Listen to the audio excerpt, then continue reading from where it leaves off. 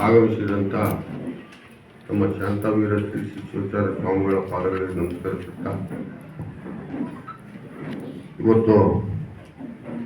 ಈ ಪ್ರಮುಖ ಕೇಂದ್ರ ಬಿಂದು ಮತ್ತು ಅಧ್ಯಕ್ಷತೆಯನ್ನು ವಹಿಸಿರುವಂಥ ನಮ್ಮ ಸಿದ್ದಮಠ ಸಿದ್ದೇಶ್ವರವರೇ,